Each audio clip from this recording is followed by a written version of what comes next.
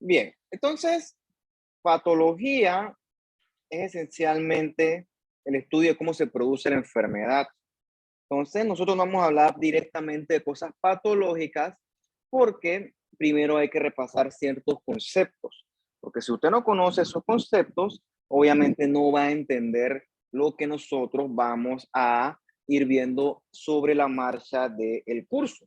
Y entonces, lo primero que tenemos que repasar nosotros es probablemente algo que usted conoce bien de sus otras materias, que es esta parte de la célula, sobre todo enfocado a la biología celular. Entonces, si usted lo maneja bien y lo conoce, pues fantástico, mejor para usted. Y si no, pues de repente afianza ciertos conceptos que van a ser fundamentales cuando nosotros discutamos otros temas que son quizás un poco, quizás un poco más complejos. Entonces, como pequeña introducción, vamos a definir los conceptos que estos son importantes para este curso. Obviamente, ¿qué es la patología, no? Pato de sufrimiento, logo de estudio, pudiéramos decir que es el estudio del sufrimiento, pero más correcto sería decirlo, es el estudio de la enfermedad. Nosotros vamos a estudiar la patología, ¿por qué la persona se enferma? Por ejemplo, ¿por qué a este individuo le dio o es hipertenso? ¿Por qué tiene dos hombres de 50 años? ¿Por qué uno es hipertenso y el otro no? ¿Qué hace que el individuo sea hipertenso? ¿Qué factores lo predisponen a él a nivel anatómico? ¿Qué hace que él sea hipertenso? ¿Y qué ocurre con sus células que él tiene alteraciones que hacen que él tenga este tipo de manifestaciones? ¿Y por qué el sujeto B no las manifiesta? Entonces tú te puedes preguntar, y eso te aplica para lo que sea, ¿por qué alguien se enferma y la otra persona por qué no se enferma? Entonces, para tú entender eso, tienes que estudiar la enfermedad. ¿Y cómo se estudia la enfermedad? Bueno, yéndote a lo más chiquitito, ¿ok? Te vas primero a la célula. Cuando alguien se enferma a nivel celular, ocurren cambios a nivel estructural, ocurren cambios en la célula. Entonces, hoy en día, nosotros hemos tirado eso todavía a un nivel más chiquitito, ¿ok? Cada vez nos vamos a un nivel más ultraestructural.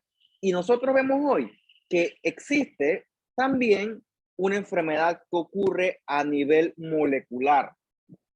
O mejor dicho, las enfermedades, prácticamente todas, van a tener una predisposición que se explica a nivel molecular. El mismo ejemplo, el paciente hipertenso aplica. Digamos, si ese paciente tiene alteración a nivel del endotelio de sus arterias, esas alteraciones del endotelio, ¿de dónde salieron y por qué?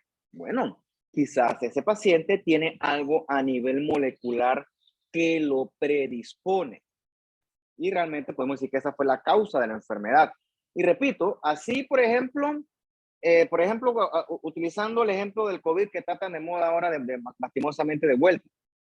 Tú tienes 100 personas aglomeradas en un lugar, tienes a un infectado, y por qué de esos 100, unos se van a infectar y los otros no.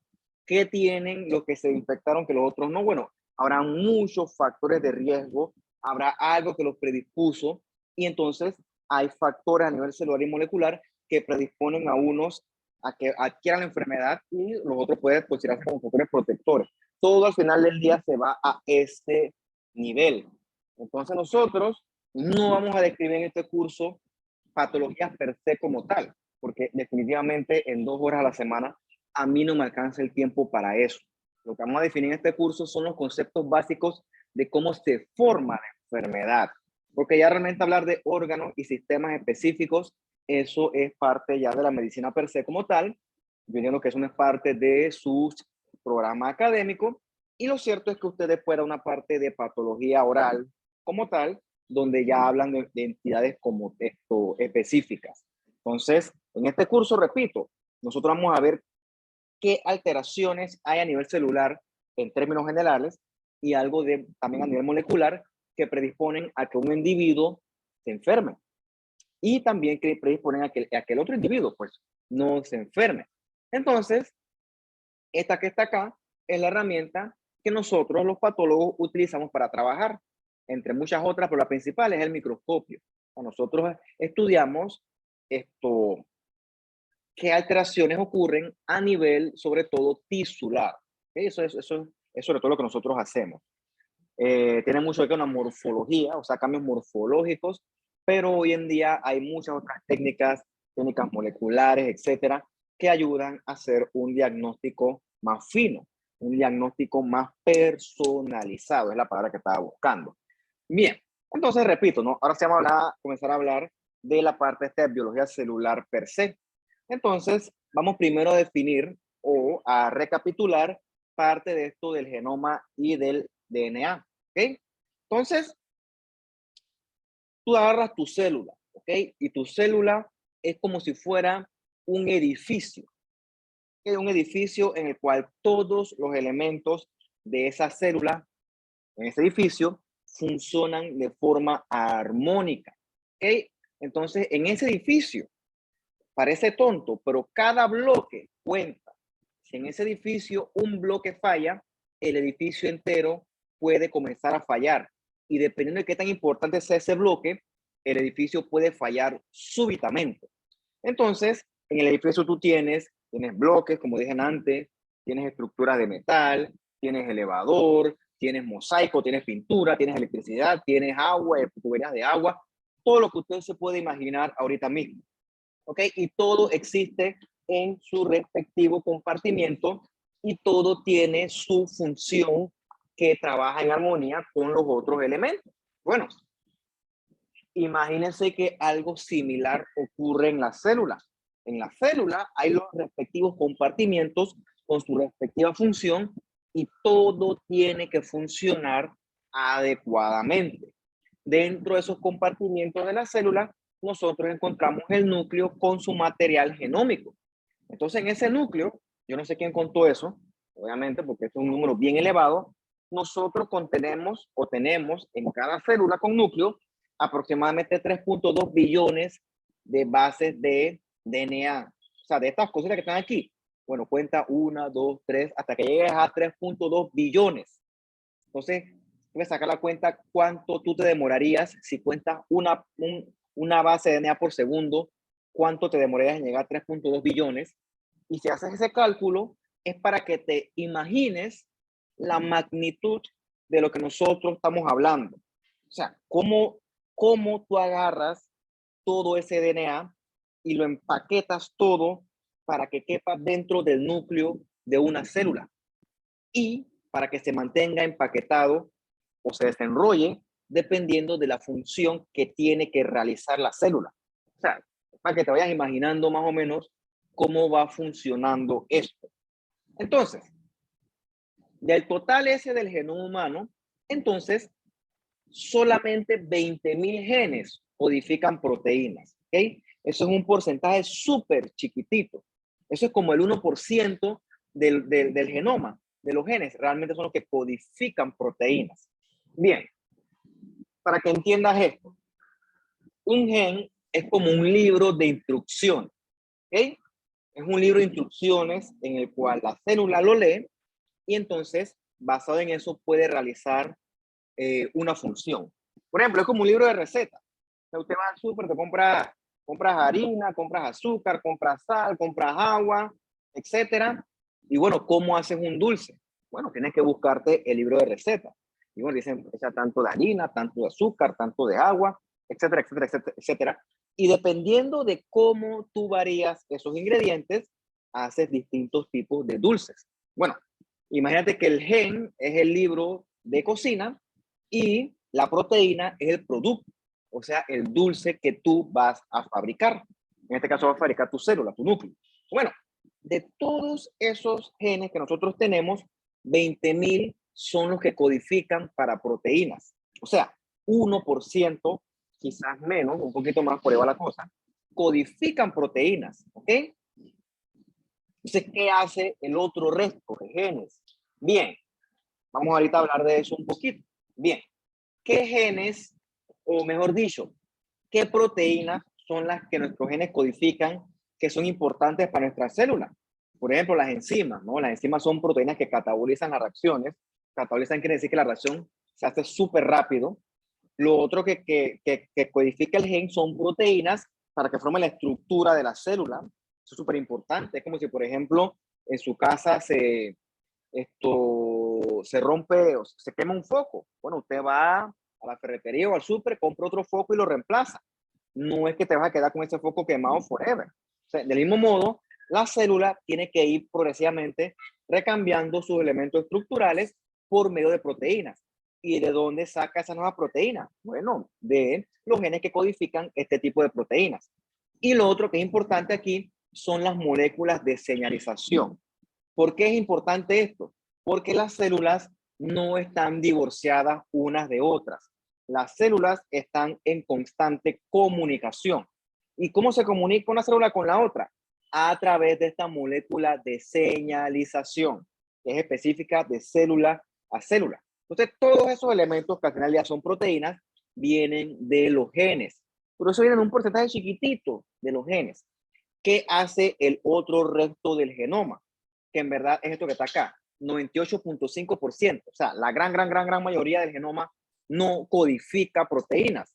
Bueno, entonces, ¿qué hace esa gran mayoría del genoma? Bueno, tiene otras funciones.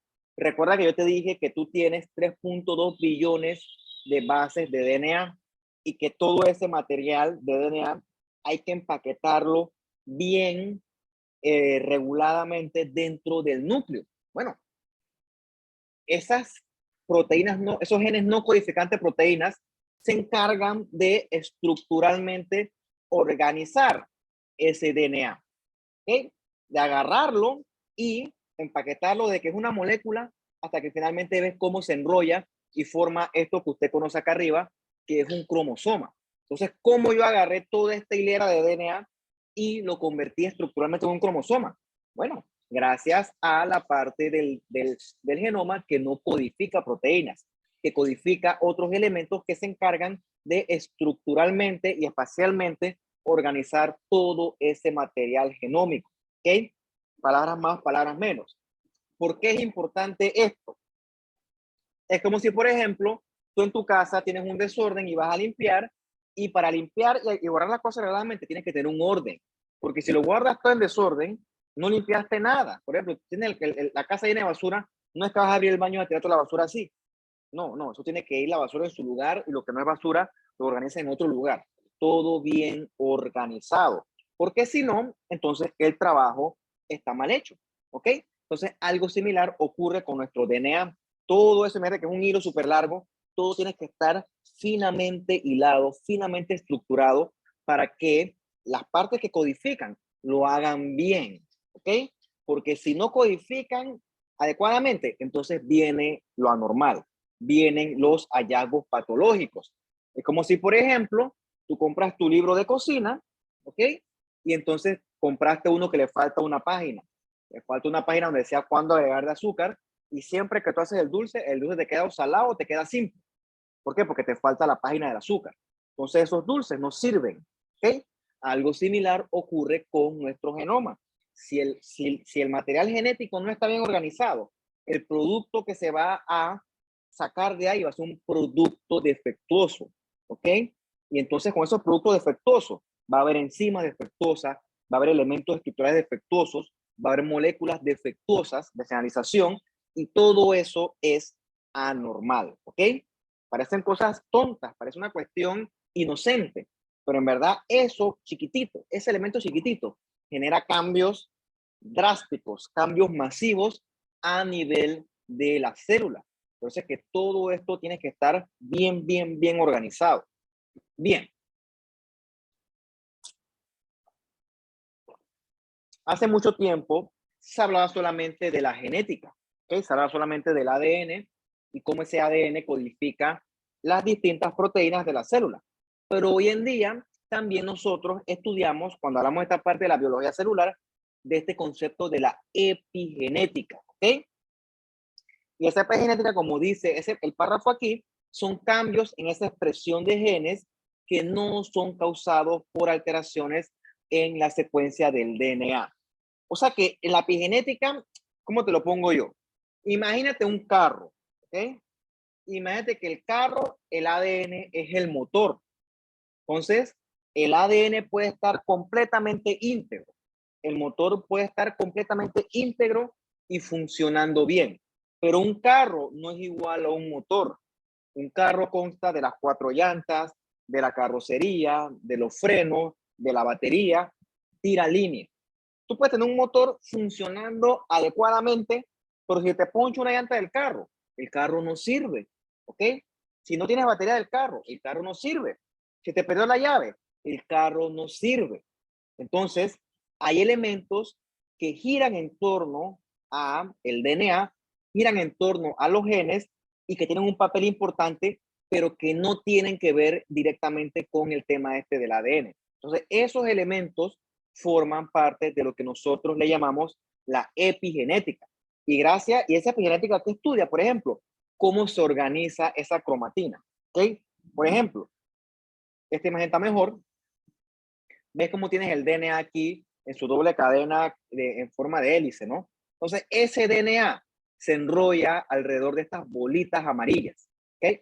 Esquemáticamente, esas bolitas amarillas se llaman las histonas. Entonces, de alguna forma, esas histonas se encargan de enrollar adecuadamente ese DNA. Entonces, el DNA enrollado con sus respectivas histonas, que también se ve aquí, bueno, esa unidad se llama el nucleosoma.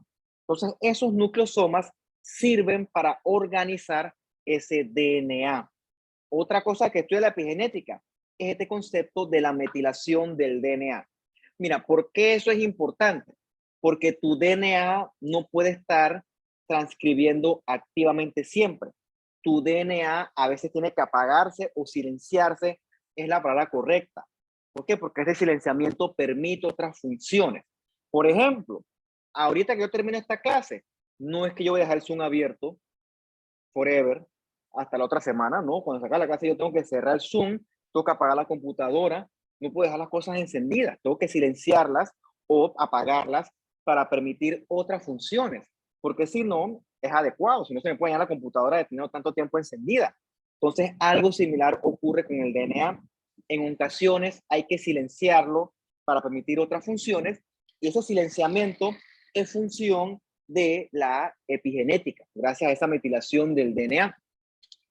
Entonces, para más, para menos, tú tienes tu material genético, o sea, tu ADN, lo ves aquí, ¿no? En la doble hélice, enrollado alrededor de estas H, ¿ok? H es de histona.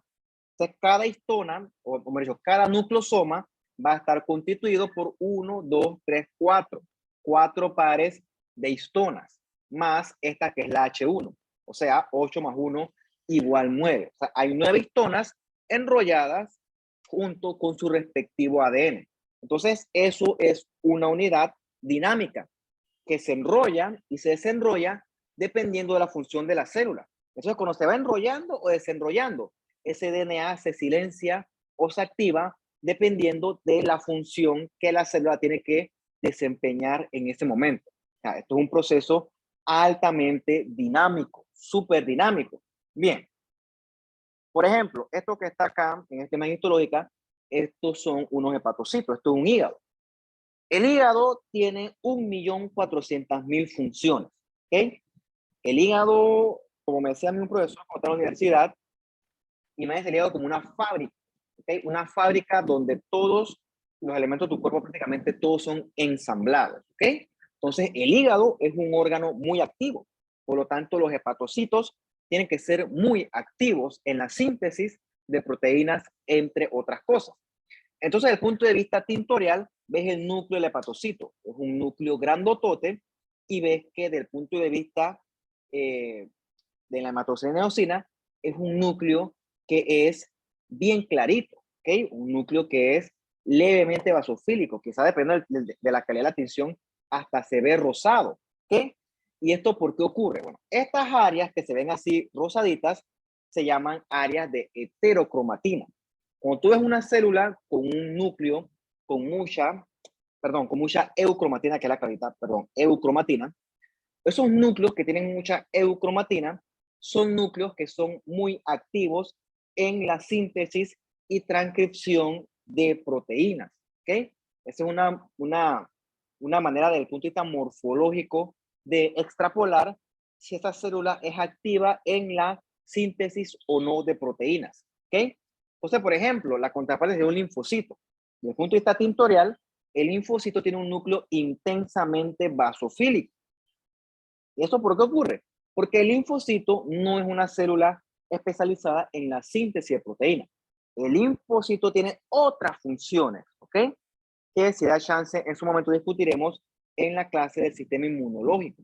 Entonces, esa cromatina oscura se llama la heterocromatina. O sea, cuando tú ves una célula con un núcleo, que la cromatina es clarita, que es una tipo eucromatina, esa es una célula que es activa en la síntesis de proteínas, siendo un buen ejemplo los hepatocitos, también las neuronas, otro buen ejemplo, muchas células epiteliales también son otro ejemplo, pero bueno, eso lo iremos viendo a lo largo de este curso.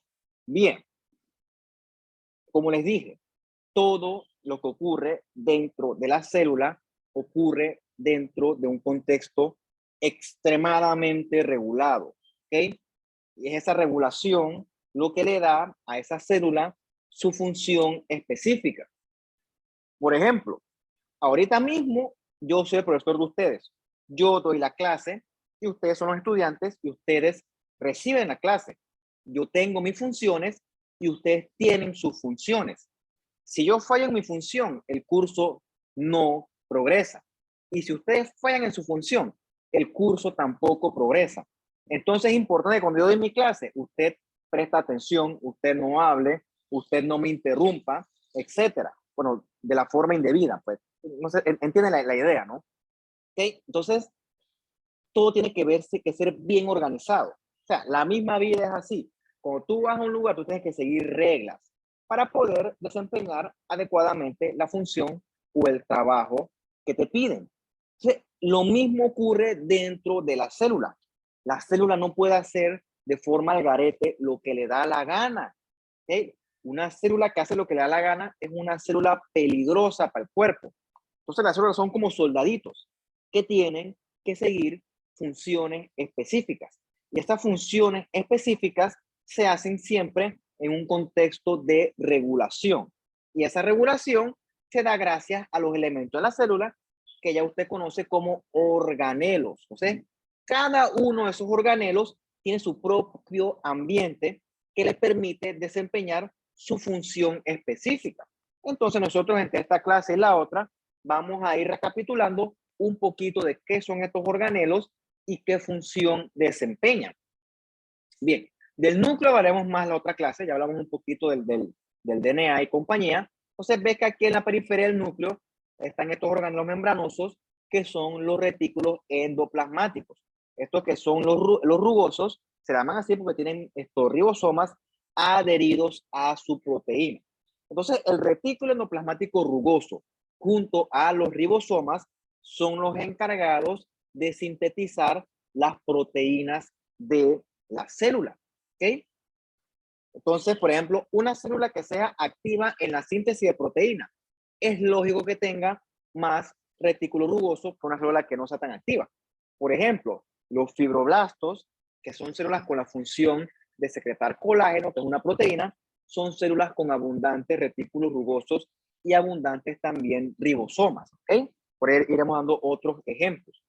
El aparato de Golgi, ¿qué hace? Bueno, una vez que esa proteína se sintetiza, la proteína hay que ponerle un tag para que vaya a su respectivo destino.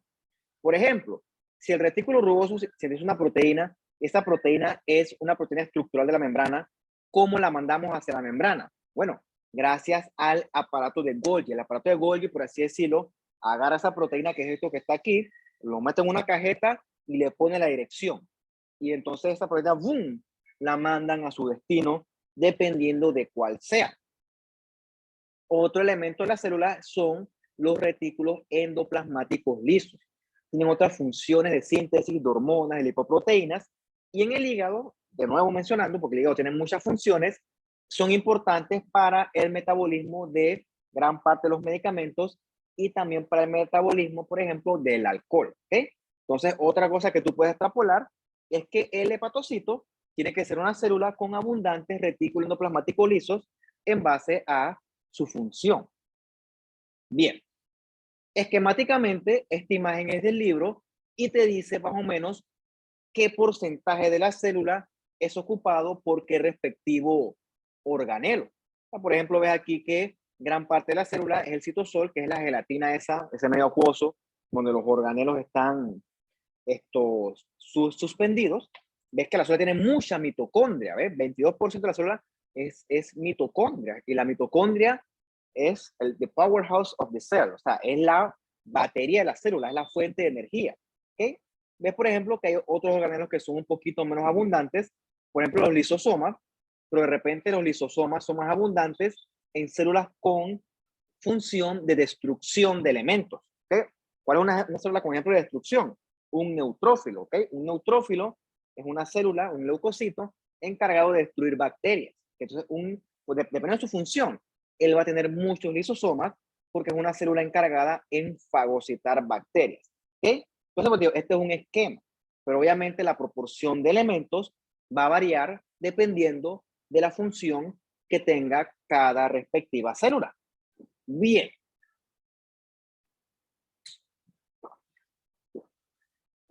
Recapitulando. ¿Sí?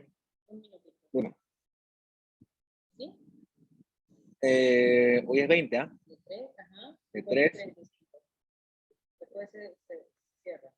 No, no le pongas que se cierre. No, ya le puse que no se cierra, pero hasta las 4:35. Ya asignar. Dale. Bien. Como le dije antes, ¿no? La célula no está divorciada de las otras células y tampoco está divorciada de su medio extracelular. Constantemente la célula se está comunicando con su medio extracelular y enviando señales hacia otras células.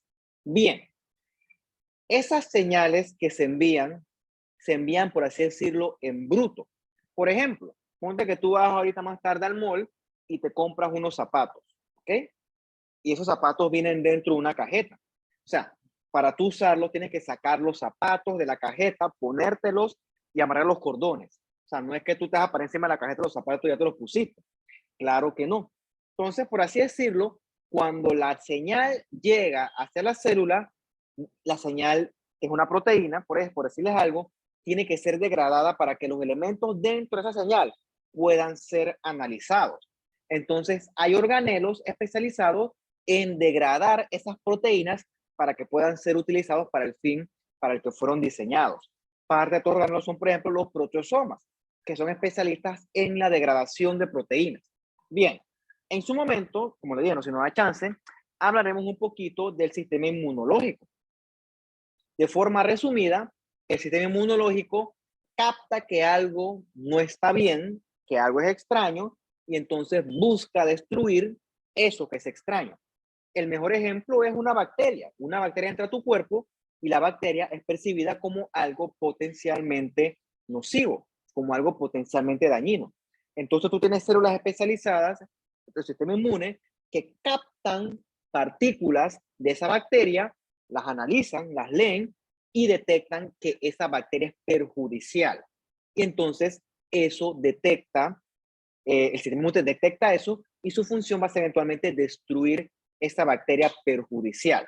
¿Qué fue lo que se captó de esa bacteria? Bueno, proteínas, por ejemplo, que están en su superficie, que se detectan como extrañas. Entonces las células captan esas proteínas, las incorporan, las degradan y comienzan a analizarlas, ¿ok? Entonces esa análisis me dice, mira, esto es peligroso, ¿ok? Entonces eso más o menos es lo que ocurre cuando una célula analiza un antígeno, ¿ok? Antígeno es, en forma resumida, cualquier sustancia que el cuerpo reconoce como potencialmente nociva o también extraña, ¿ok? Eso es otro tema que en su momento discutiremos. Pero el antígeno pueden ser proteínas que la célula incorpora, analiza y se da cuenta que no están bien, que son peligrosas, y entonces eso desencadena una respectiva respuesta. Otra cosa que es importante es que cuando una señal se envía, una vez que la señal llegó a su destino, la señal tiene que ser exterminada, ¿ok? Por ejemplo, la señal fue que las células se dividieran para formar una cicatriz en el hígado, por ejemplo, ¿no? Vamos a otro ejemplo mejor, más que ese, para que no se enrede, para que sea un poco más práctico. Bien, el hígado es un órgano que se caracteriza por tener una capacidad anormal de reparación y de regeneración. Entonces, por ejemplo, cuando una persona lo opera en el hígado, siempre y cuando que quede parte del hígado residual sin daño, esa parte residual del hígado puede restituir ese hígado que se quitó. Por ejemplo, una persona tiene un tumor en el hígado, ¿ok? Entonces, lo operaron, le quitaron el tumor y parte del hígado sano va a comenzar a hacer mitosis, los hepatocitos, eso, para restituir ese pedazo de hígado que se quitó. Y entonces, según dice la bibliografía, el hígado que se restituyó queda prácticamente nuevo, de paquete, 0 kilómetros. Eso es completamente anormal. Bien, ¿por qué ocurrió eso? Porque el hígado detectó que sus células sufrieron daño. Entonces se envió una señal para que los hepatocitos remanentes comenzaran a dividirse para poder restituir ese hígado que se perdió. Entonces, una vez que se restituyó ese hígado perdido, entonces ya se completó el trabajo y ya hasta ahí terminamos. ¿Por qué? ¿Qué ocurre si la señal sigue llegando y los hepatocitos comienzan a dividirse sin control? Entonces vienen crecimientos no deseados, crecimientos nocivos. Entonces, cuando esa señal de crecimiento no se controlan, entonces las células crecen sin control. Entonces, ese es uno de los mecanismos de cómo se pueden generar los tumores. ¿Ok? De los tumores nosotros vamos a hablar en la última clase, pero es para que ustedes se vayan haciendo la idea. Otros organelos especializados en destruir moléculas hasta elementos más chiquitos son los lisosomas, como ya te expliqué con el ejemplo del neutrófilo. Estos que están aquí son clásicos neutrófilos con sus núcleos, no es que son núcleos, no es que es multinucleado, ¿ok? Son núcleos multilobulados y con morfologías variables. Por eso se llama polimorfonucleares, ¿ok? Se llaman neutrófilos polimorfonucleares. En ese núcleo, perdón, en ese neutrófilo, hay muchos lisosomas, porque el neutrófilo se especializa en comer bacterias. Cuando él se come esa bacteria, ¿cómo la degrada? Bueno, entre otros mecanismos que usa que veremos después, esas bacterias son degradadas en el lisosoma, ¿ok? Y entonces eventualmente son destruidas. Ese mismo mecanismo aplica, por ejemplo, cuando la célula tiene cosas que no quiere o que no desea o que están en exceso. Por ejemplo, proteínas que ya no son necesarias, azúcares, lípidos, todas las moléculas que no son necesarias van al basurero de la célula. Entonces, ese basurero, por así decirlo, son los lisosomas, ¿ok? Más que basureros, es como una recicladora. Destruye lo que no requieres y se forma materia prima que puede ser utilizado para ensamblar proteínas que sí necesitamos. Es como una estación de reciclaje. Y también están los peroxisomas que se encargan de degradar, en este caso, ácidos grasos. Bien. Hasta este punto, de más está decirles que las células son entidades altamente dinámicas. Denme un segundo, por una servilleta que se me derramó aquí algo y ya regreso.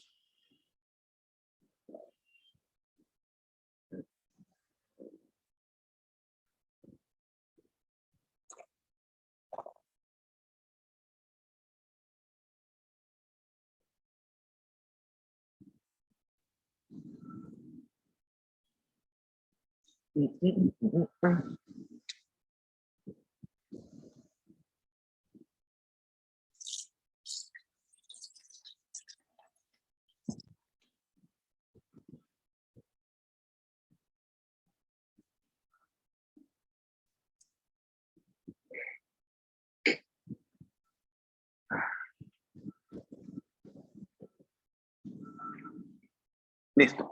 Hasta este punto está de más decir que las células son entidades altamente dinámicas. ¿Okay? Dentro de las células no es que los organelos se quedan estáticos, no. Los organelos se mueven, ¿okay? Y los organelos, las proteínas también se mueven, se transportan. Es como, por ejemplo, en un edificio los elevadores. El elevador tiene un sistema de cables y de rieles que hacen que el elevador suba y baje constantemente dependiendo de la señal que se le indica. Entonces, algo más o menos similar ocurre en la célula. En la célula los organelos se van moviendo de lugar a lugar dependiendo de la función que se requiera. Entonces, ese movimiento, ¿dónde se realiza? ¿O a través de qué se realiza? A través del citoesqueleto, ¿ok? El citoesqueleto son un grupo de proteínas con muchas funciones que entre esas funciones están darle estructura a la célula, le dan la forma, permiten el movimiento de la célula y también permiten que las estructuras dentro de la célula puedan moverse de un lugar a otro. Y gracias a esa organización, la célula se puede dividir por compartimientos. Por ejemplo, esto tiene que ver con la polaridad, que es un concepto que quizás usted repasó cuando dio histología. ¿Qué quiere decir esta polaridad? Se lo como un ejemplo. O sea, cuando tú te vas a vestir, tú no te pones los zapatos en la cabeza, ni tampoco te pones el suéter en los pies. ¿Ok? Cada cosa va en su respectivo compartimiento. Lo mismo ocurre con las células, sobre todo con los epitelios. En los epitelios hay estructuras que van hacia la superficie, o sea, hacia el lado apical, y estructuras que van hacia el lado basal. Entonces, las estructuras de arriba no se pueden mezclar con las de abajo, ni con las laterales, ni viceversa, porque cada elemento tiene que estar bien compartimentalizado. ¿Y quién compartimentaliza esos elementos, por ejemplo, en los epitelios? El citoesqueleto. El citoesqueleto, entre otras funciones que tiene, ayuda a que la célula esté bien organizada. Por ejemplo, si tú te pones los zapatos en los pies, perdón, los zapatos en la cabeza, pues eso no sirve, no funciona. Lo mismo ocurre con la célula. Si los elementos de la parte basal se van a la parte apical, la célula no va a poder cumplir su función. Por ejemplo, ¿qué cosas encontramos en el lado basal o basolateral? Las proteínas que anclan a la célula a su respectiva membrana basal. Entonces, si eso se pierde, entonces la célula es anormal y esa célula probablemente tenga que ser eliminada. ¿Qué hay en el lado apical? Las proteínas que forman las superficies especializadas apicales. Por ejemplo, en el intestino, las microbiosidades. Las microbiosidades tienen que estar hacia el lado apical para que desempeñen su función. Si eso se altera y las microbiosidades se van hacia el lado basolateral, entonces jamás la célula epitelial va a poder cumplir con su respectiva función. Entonces todo tiene que estar bien organizado dentro de la célula. Otro elemento importante, súper importante de la célula, usted ya lo conoce, ¿no? Son las mitocondrias. Las mitocondrias son elementos encargados de la producción de la energía de la célula. En este caso, esa energía se produce en forma de ATP. Entonces, la mitocondria es un organelo que ha evolucionado en millones de años para ser súper eficiente en la producción de ATP. Y en este punto utiliza el mejor mecanismo para producir ATP, que es la fosforilación oxidativa. Imagino que usted en su clase de bioquímica conoció muchos elementos que utiliza la célula para producir ATP. Hay la glucólisis, ciclo de Krebs, hay la cadena transportadora de electrones, son muchos. Pero el más eficiente peso por peso es la fosforilación oxidativa. Produce mucho más ATP que esos otros métodos. Otro concepto importante hasta este punto es que la mitocondria tiene otras funciones aparte de la producción de ATP. ¿Okay? Una función importante es que la mitocondria se encarga de desencadenar la apoptosis. Bien, ¿qué es la apoptosis? La apoptosis usted lo buscará tradicionalmente como la muerte celular programada. ¿Por qué ocurre eso? Porque la célula no es inmortal. ¿Ok? La célula, al igual que tú y que yo, tenemos un tiempo de vida promedio. ¿Okay? Una vez que nosotros superamos ese tiempo de vida, ya no podemos desempeñar la función y por lo tanto ya tenemos que ser sacados del sistema para permitir que otras células hagan bien el trabajo. En este caso, otro individuo. Por ejemplo, yo le doy la clase a ustedes porque yo tengo las destrezas para darlas, por así decirlo. Eventualmente, cuando yo cumpla 50, 60, 70 años, ya no tendré tanto ímpetu para dar las clases y entonces ya voy a tener que ser removido del sistema para que entre otra persona, aspiro yo a dar clases tercera, por cierto, para que entre otra persona con mejores aptitudes que yo, ¿ok? Porque de nada sirve tener un profesor de 70 años en adelante que no puede hacer bien el trabajo.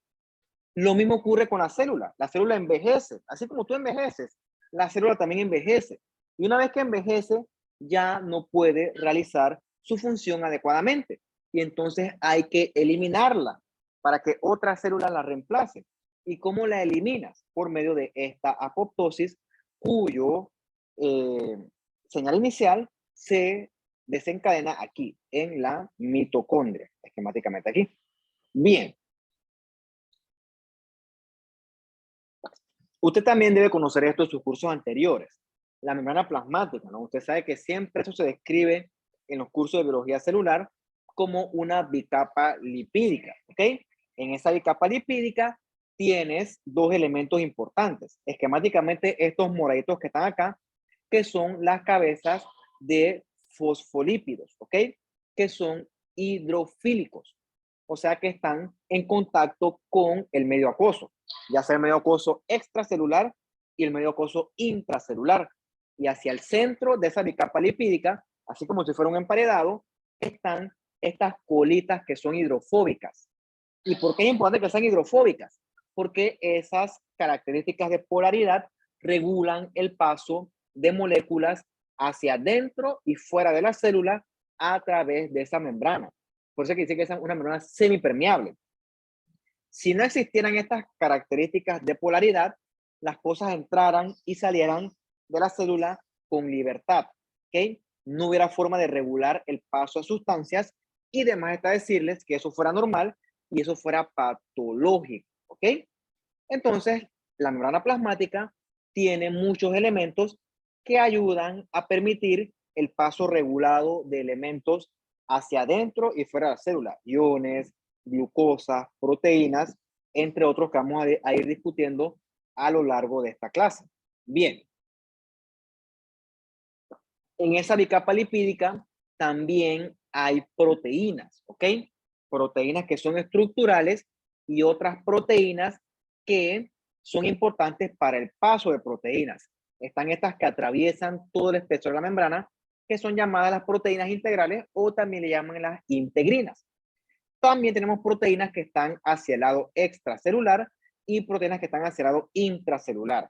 Esas proteínas son importantes porque funcionan como receptores, receptores que captan las señales que vienen ya sea de afuera de la célula o que vienen también desde dentro de la célula. ¿Ok? Fíjate que un receptor es como si fuera la cerradura de tu puerta. ¿Ok? La cerradura de tu puerta es única de tu puerta. No es que yo voy a agarrar la llave de mi casa y me voy a meter con esa llave a la puerta de ustedes. ¿Por qué? Porque la cerradura no es compatible con la llave. Lo mismo ocurre con los receptores. Los receptores son específicos de su respectiva molécula de señalización. Eso es así para que la señalización sea lo más regulada posible. ¿Okay? Y eso es gracias a estas proteínas. Otro elemento importante que recubre, como si fuera una película transparente, por así decirlo, que recubre la membrana celular, es el glicocálix. ¿Okay?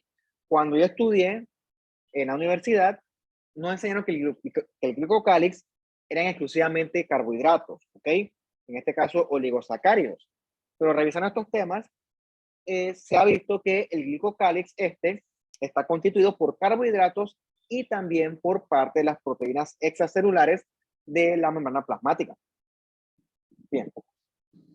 Después te pueden leer con calma aquí las funciones, pero prácticamente yo creo que ya se las he resumido todas. Bien. Un concepto importante de la membrana plasmática es que permite el paso de ciertas cosas y permite o regula el paso de otras cosas, ¿ok? Por ejemplo, usted no puede meter un carro a través de la puerta de su casa porque no cabe, ¿ok? Si tú quisieras meter un carro a través de la puerta de tu casa, tuvieras que desensamblar el carro y volverlo a ensamblar adentro. Algo quizás más o menos similar ocurre con nuestra membrana plasmática. Hay ciertas cosas que caben y entran bien y otras cosas que no caben porque son muy grandes o porque tienen carga y entonces requieren otro tipo de mecanismo para ser incorporados hacia dentro de la célula. Entonces, esas moléculas o esas sustancias que entran y salen utilizan distintos tipos de mecanismos de transporte dependiendo de qué tipo de molécula estemos estudiando. Por ejemplo, está la difusión pasiva. La difusión pasiva se da para moléculas chiquititas como el oxígeno y el CO2. Entonces, como son moléculas chiquititas este oxígeno y este CO2 pueden pasar libremente a través de la membrana, porque son pequeñitas, ¿ok? También lo pueden hacer moléculas como estas hormonas esteroideas y ciertas vitaminas, ¿no? Pero lo más importante, el mejor ejemplo ocurre con el oxígeno y el CO2. Ellos difunden libremente, ¿ok? Es como el aire, ¿no? El aire entra por su ventana libremente, siempre y cuando la ventana está abierta, obviamente, pero pasa libremente. Bien. Otras moléculas, por ejemplo, como el agua, también pueden pasar libremente a través de la membrana plasmática, ¿ok? Pero ahorita vamos a ver que eso ocurre es en función de cómo están los gradientes de concentración. Eso vamos a repasar un poquito, creo que en la próxima diapositiva. Los iones, ¿qué es un ion? Un ion es una molécula con carga.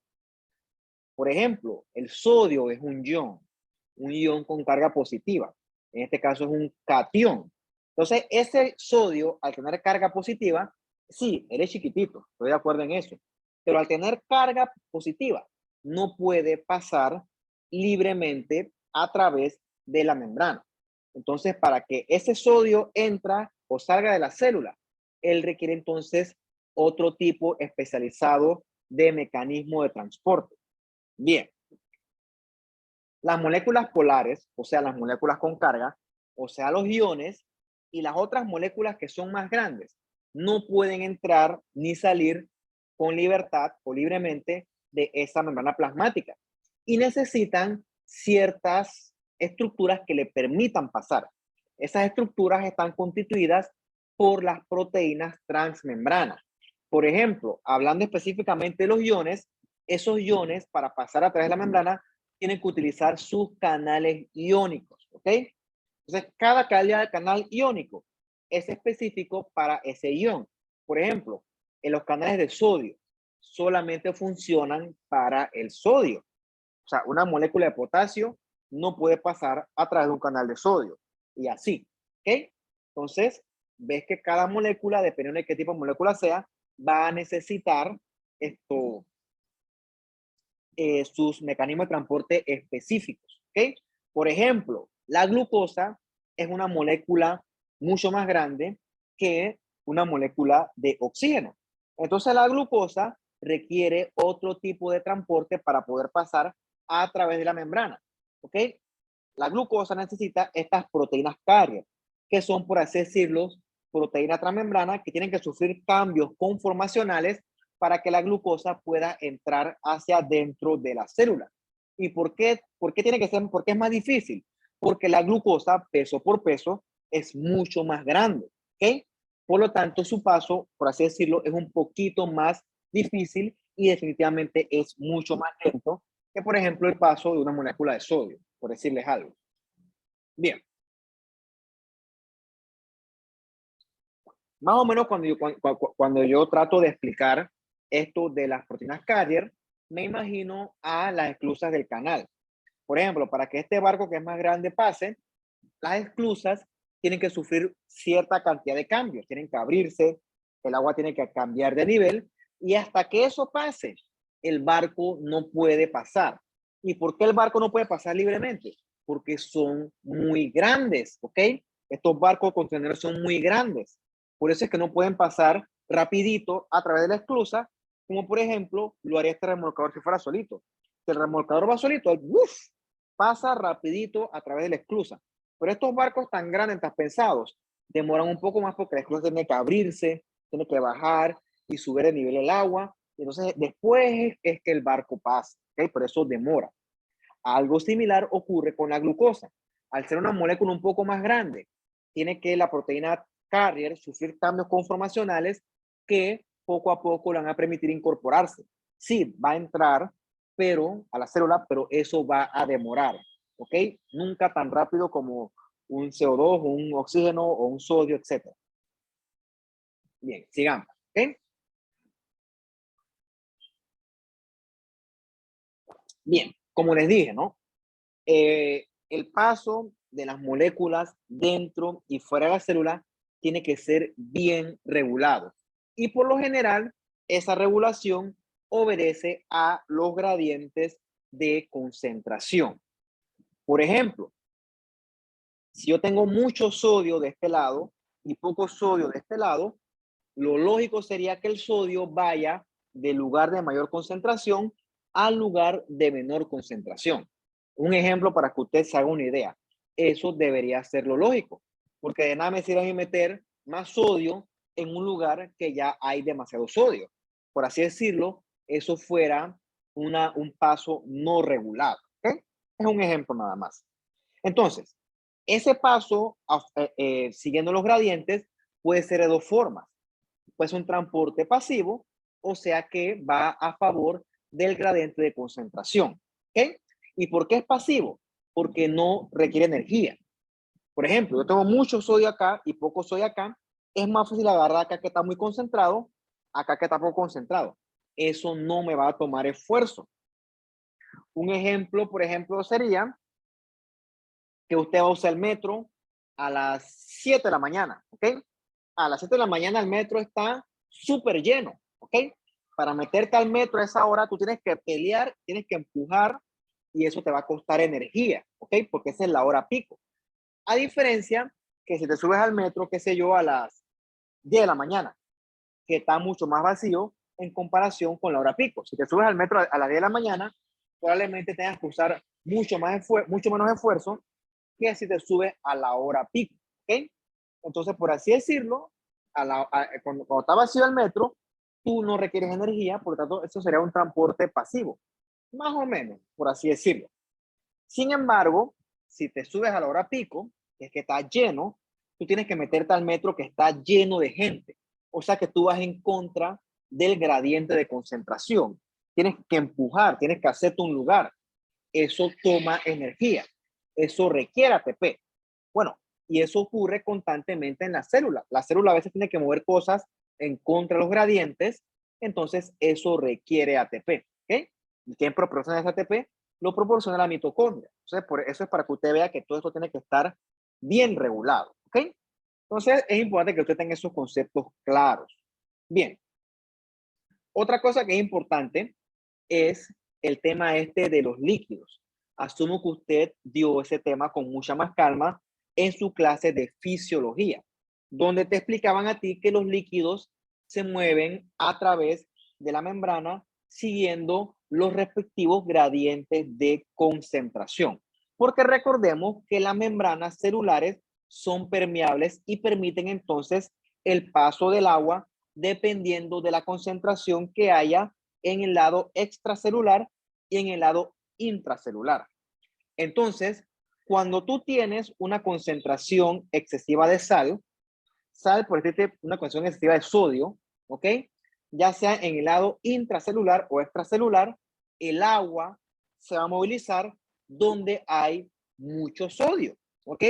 Con la intención de balancear los gradientes de concentración, ¿ok? Un ejemplo de esto, por ejemplo, puede ser, imagínate tú. Por ejemplo, tú agarras un eritrocito y lo pones en una solución salina hipertónica, ¿ok? Eso quiere decir que fuera de la célula hay mucha sal. Entonces, ¿qué va a pasar ahí? El agua se va a movilizar para tratar de balancear esos dos compartimientos.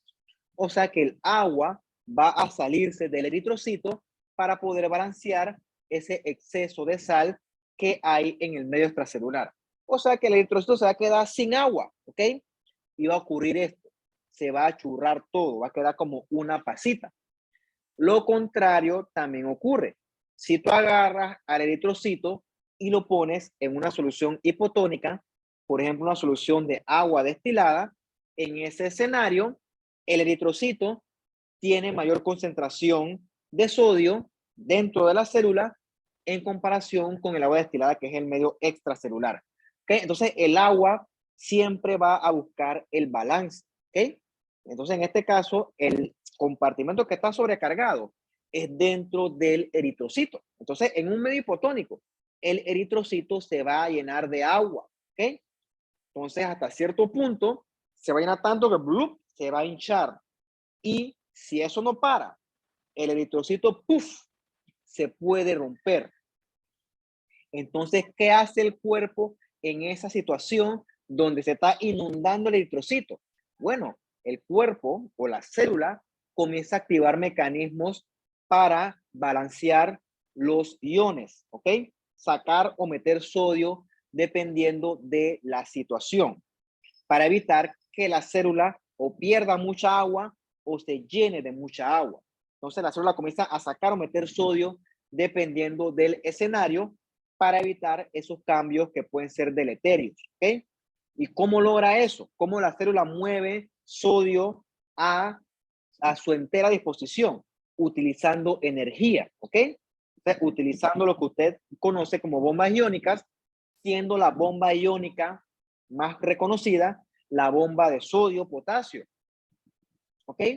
Si esa bomba de sodio-potasio no existiera, la permeabilidad de la membrana permitiría el paso de mucha agua descontrolado, ¿ok?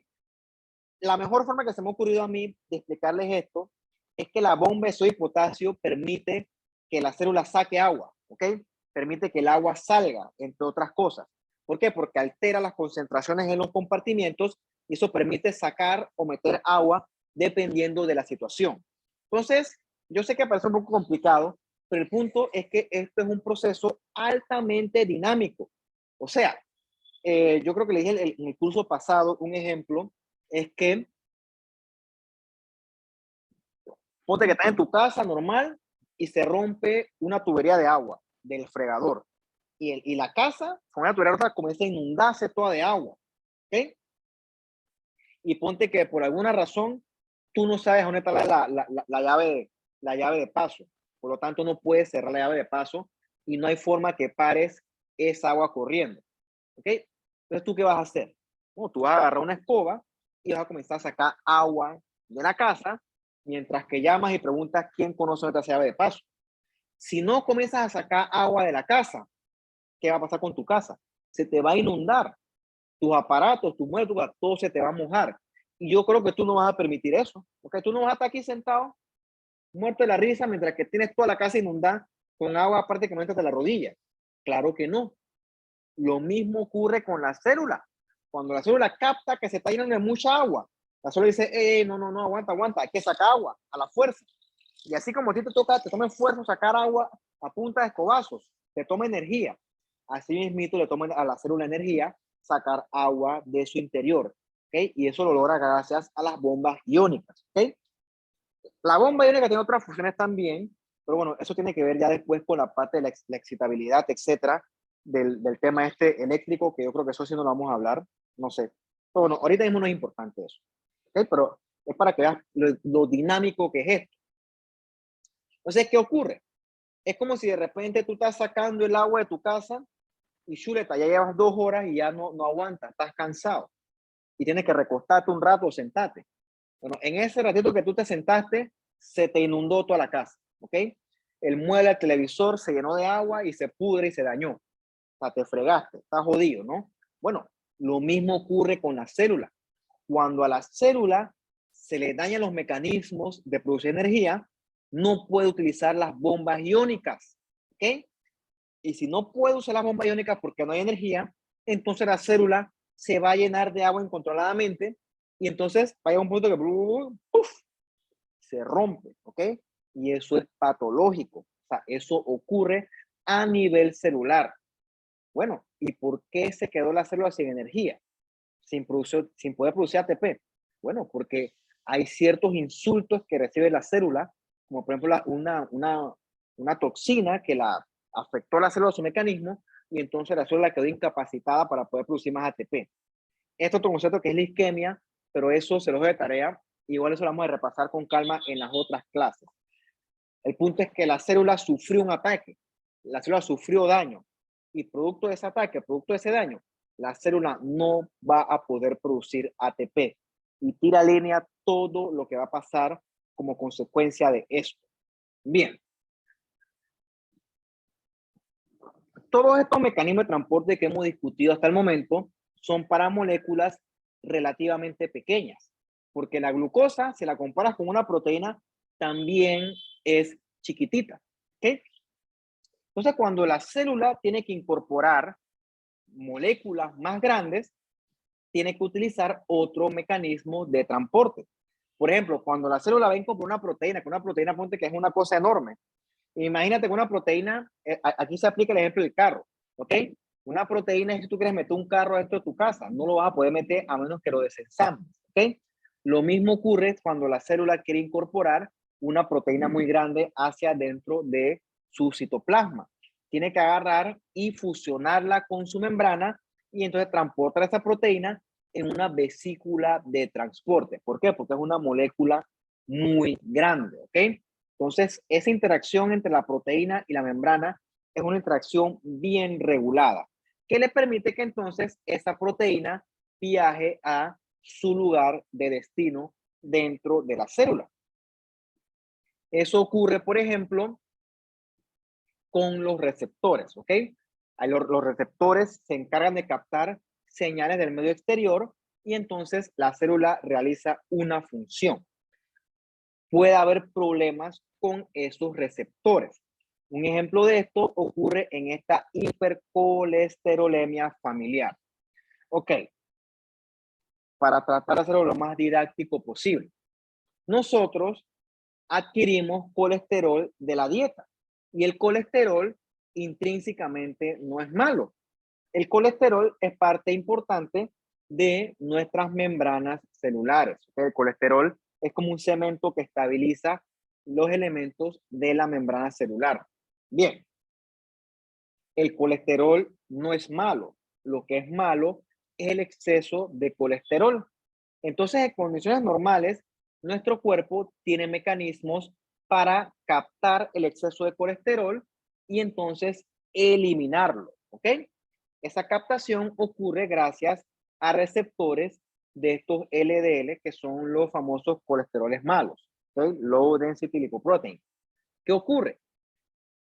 Hay patologías, hay enfermedades donde esos receptores de LDL son anormales, no captan bien la señal y entonces en vez de que ese exceso de colesterol se deseche, ese exceso de colesterol se acumula, ¿ok?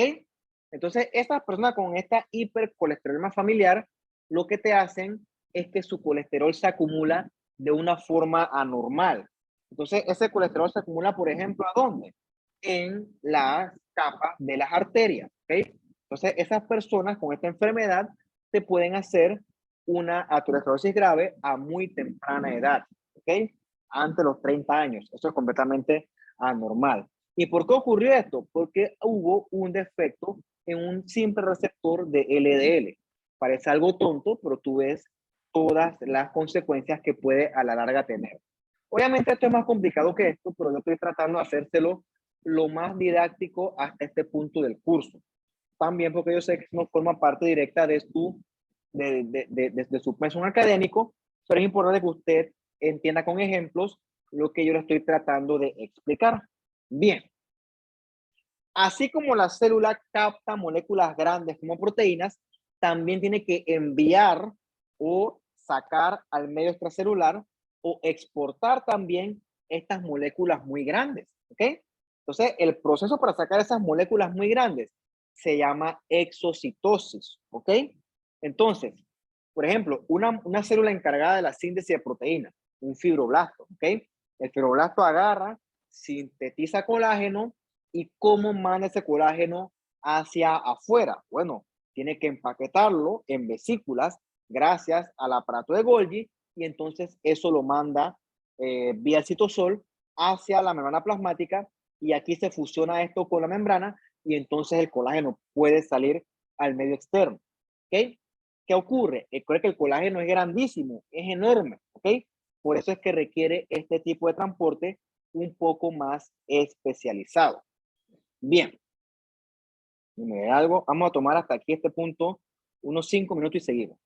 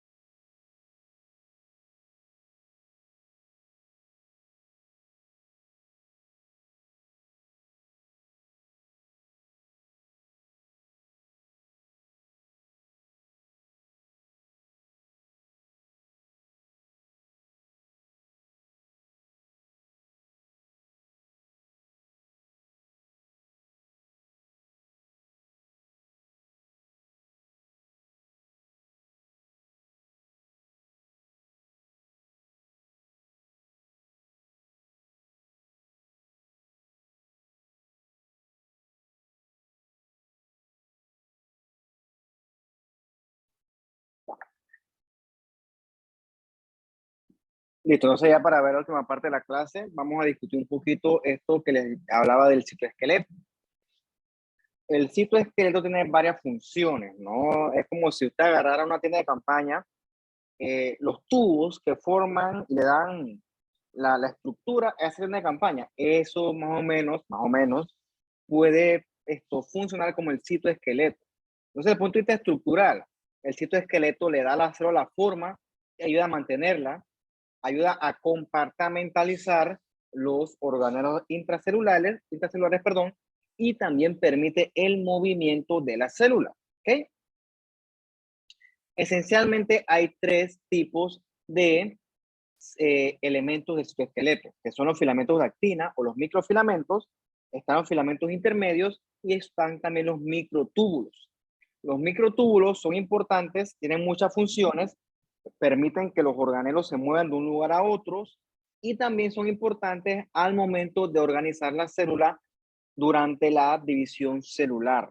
¿Okay? Los filamentos de actina son importantes para el movimiento de la célula y los filamentos intermedios, sí vamos a hablar un poquito de ellos, porque fuera de estas dos funciones, también son muy importantes en el campo de la patología. Bien, ¿por qué les digo esto? Porque los filamentos intermedios, son, es que iba a decir exclusivos, pero eso está mal dicho, porque realmente no son exclusivos. Pero por así decirlo, cada tipo de célula tiene su propio filamento intermedio. Por ejemplo, los epitelios tienen su propio filamento intermedio, que es la queratina. Las células mesenquimales tienen a la avimentina. El tejido glial, o sea, los astrocitos y compañía, tienen al GFAP, que está acá, que es la proteína ácida fibrillar de la glía. Las neuronas tienen los neurofilamentos y así. ¿Por qué es importante esto? Porque a veces, al momento de evaluar ciertos tumores, hay tumores que no se parecen a su célula de origen y por lo tanto yo tengo que buscar la manera de cómo decir que ese tumor es epitelial. Pero ¿cómo lo hago si la morfología no me está ayudando? Entonces, una técnica importante que nosotros utilizamos en ese momento es la identificación de filamentos intermedios por medio de las técnicas de inmunohistoquímica. ¿Okay? Entonces, para las menos, esa inmunohistoquímica es un anticuerpo que reacciona contra esos filamentos intermedios, también puede reaccionar contra otros elementos de la célula y provoca una tinción que nosotros podemos ver a través del microscopio. Entonces, el primer anticuerpo que reacciona contra un filamento intermedio, el más importante, bueno, no es más importante, pero lo que es muy importante es las citoqueratinas, ¿ok?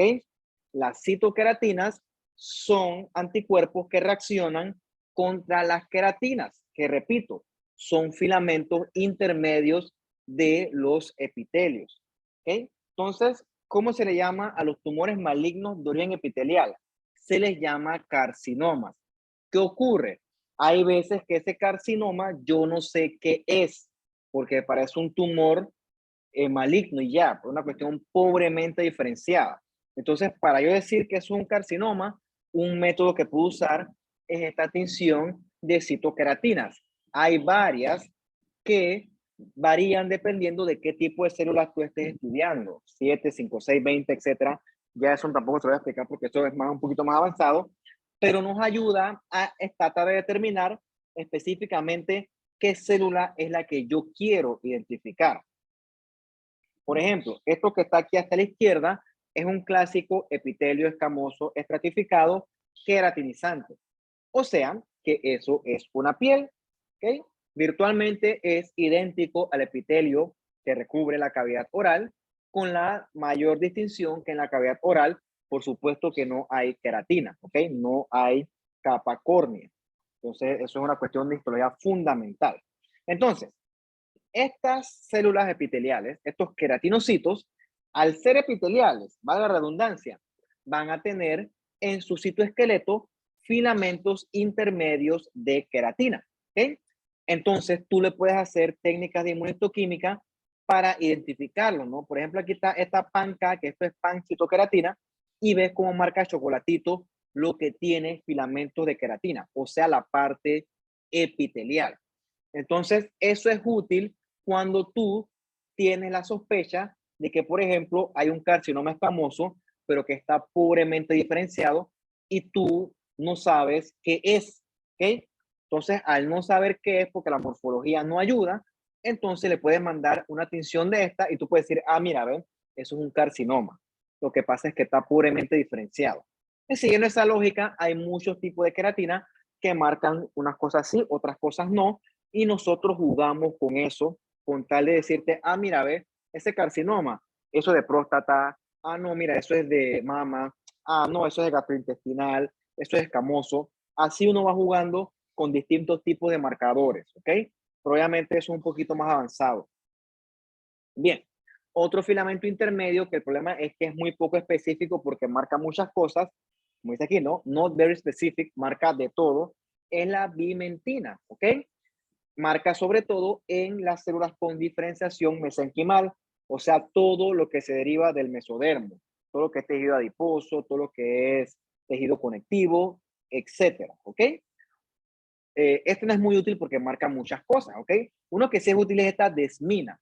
Esa desmina es un filamento intermedio que se encuentra en las células de músculo, como dice aquí, ¿no? Tanto músculo cardíaco como músculo liso, como músculo estriado. O sea, por ejemplo, yo tengo un tumor que yo sospecho que es un tumor de origen muscular. Eso es como confirmo que es de origen muscular. Bueno, le puedo aplicar esta tinción de desmina. Por ejemplo, esto que tenemos acá arriba, en la parte superior izquierda, es un apéndice secal.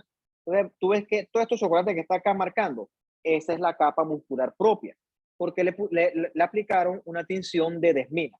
Te marca la capa muscular propia y también te marca la capa muscularis de la mucosa, porque en esos sitios hay músculo liso. También te puede marcar la túnica media de las arteriolas. Por ejemplo, tú tienes acá este leiomioma. ¿Qué es este leiomioma? Leyo de liso, mío de músculo, oma de tumor benigno. Es un tumor benigno de origen de músculo liso. Entonces tú quieres confirmar que efectivamente eso es así. ¿Qué es útil para eso? Una tinción de desmina, ¿ok? Eso es sobre todo común en los mal llamados fibromas del útero, ¿ok? Mal llamados porque esos no son fibromas. Fibroma es un tumor de tejido fibroso. Esos tumores del útero son tumores de músculo liso, son realmente leiomiomas. Entonces usted no vaya a repetir después lo que le dije hoy. Ah, fibromas del útero, eso está supremamente mal dicho. Se llaman leiomiomas del útero. También te sirve, por ejemplo, para este rhabdomiosarcoma. ¿Qué es eso? Rhabdo de estriado, mío de músculo y sarcoma de tumor mesenquimal maligno. Te marca porque estas células tienen filamento de desmina en su interior y te ayuda a decir que este tumor tan horrible. Ah, mira, a veces es un tumor que puede ser de origen de músculo, ¿no? Después uso otras cosas para poder ponerle un nombre más fancy o más específico. Bien. Otro filamento intermedio es esta GFAP, que es la proteína fibrilar ácida de la glía.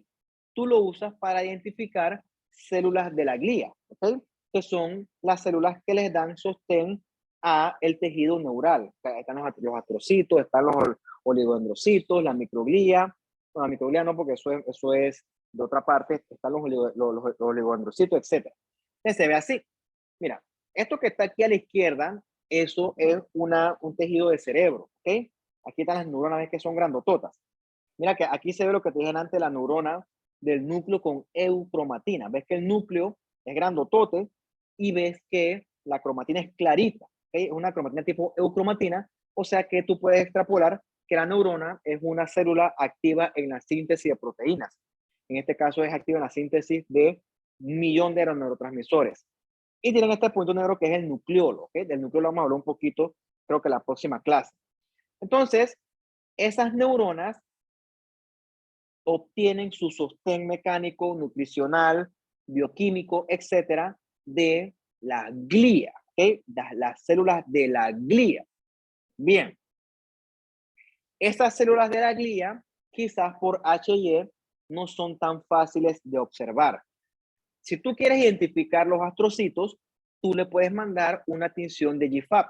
y ves cómo se ven aquí en chocolatito. Se ven así como unos erizos de mar, ¿ok? Con todos los procesos dendríticos que se extienden a través del núcleo, ¿ok? O del cuerpo de la célula, mejor dicho, más que del núcleo. Entonces, el que vio esto en su momento, le pareció que esto tenía forma de estrella, ¿ok? Por eso es que a estas células se llama astrocitos, ¿ok? De astro, de estrellas, cito de célula, célula con forma de estrella. Entonces, la inmunistoquímica es una tinción. Otra lección para ustedes. Una tinción se utiliza para contrastar, o sea, para ver algo que antes no podía ver. Por H&E, los astrocitos no se ven con tanta claridad. De hecho, son difíciles de ver. Pero si yo aplico esta tinción de GFAP, mira cómo se resalta, ¿ok? Entonces, esa tinción me permitió ver algo que antes no podía ver. ¿Para qué sirve esto? Por ejemplo, tengo un paciente que le salió un tumor en el cerebro, ¿ok? Entonces, ese tumor, ¿cómo yo sé de dónde es? ¿Cómo yo sé si es una metástasis que llegó hasta allá, es una masa? O si es un tumor propio del sistema nervioso central? ¿Cómo yo sé eso? Bueno, si yo sospecho que es un tumor de ahí, o sea, un astrocitoma, o un glioma, mejor dicho, porque puede ser otro tipo histológico, bueno, yo le mando un GFAP. Y si el GFAP es positivo, quiere decir que ese es un tumor de ahí, o que es un tumor de origen glial, y entonces eso tiene su tratamiento y su pronóstico. Sin embargo, si esto es negativo y le mando una citoqueratina y la citoqueratina es positiva, quiere decir que es una metástasis que se extendió hasta acá arriba, hasta el cerebro. Entonces, eso tiene otro tratamiento y otro pronóstico, ¿ok? Porque recuerden que los tumores no todos son iguales, tienen su distinto pronóstico y su distinto tratamiento. Y finalmente están las láminas nucleares, que ellas son importantes para ver estructuras propias del núcleo. Estas son, no las usamos tanto porque son por otras enfermedades, pero bueno, es para que sepas que existe también. Bien, vamos a la clase hasta allí por hoy y la otra semana seguimos con la otra parte esta de biología celular. Bien, ¿tienen preguntas, dudas, comentarios?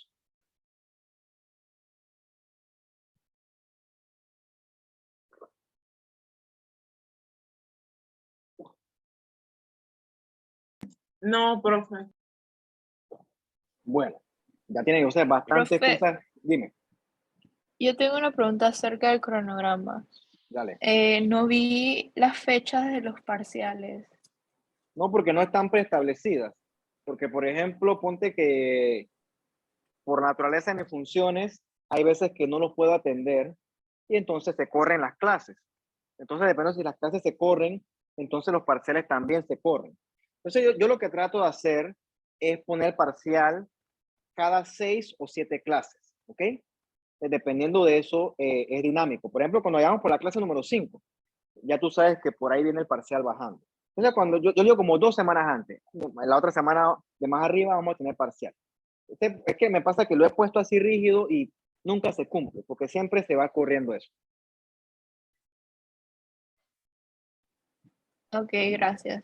Entonces yo les voy avisando, dependiendo de cómo se desarrolla el curso. ¿Algo más?